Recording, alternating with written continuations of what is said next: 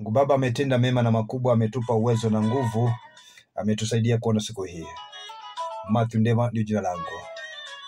Leo ni Friday, Emmanuel Friday, Mungu pamoja nasi na tunashukuru. Kesho ni siku ya Jumamosi.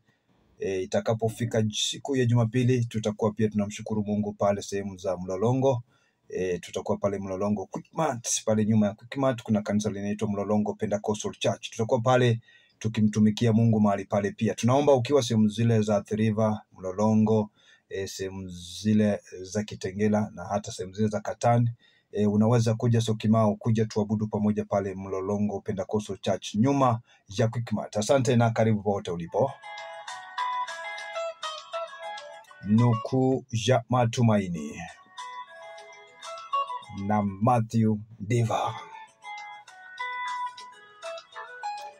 Katika nukuu tusema hivi: njia ya mtu mbaya ni chukizo kwa Mungu, bali umpenda mtu afanyaye mema na kutenda mema siku zote katika maisha yake ya kila siku.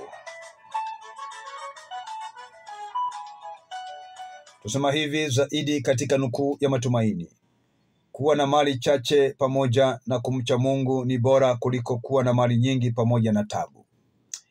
Kuwa na mali chache pamoja na kumcha Bwana ni bora kuliko kuwa na mali nyingi pamoja na tabu.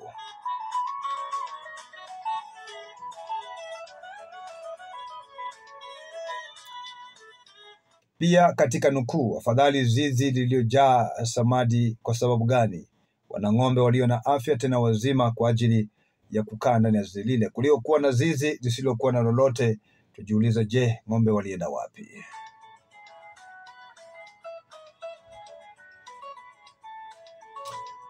Zaidi ya yote katika nukuu tusema hivi: njia za mtu zikimpendeza Bwana, hata adui zake hupatana pamoja naye. Njia za mtu zikimpendeza Bwana, hata adui zake Bwana humpatanisha pamoja nao.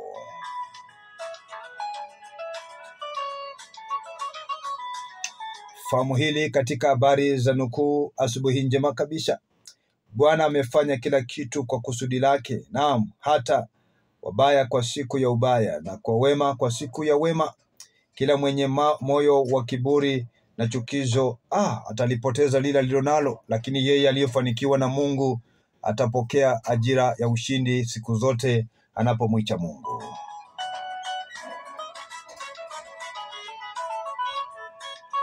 Na mwisho katika nukuu tusema hivi: kiburi utangulia uanguko kwako na kiburi utangulia kuanguka.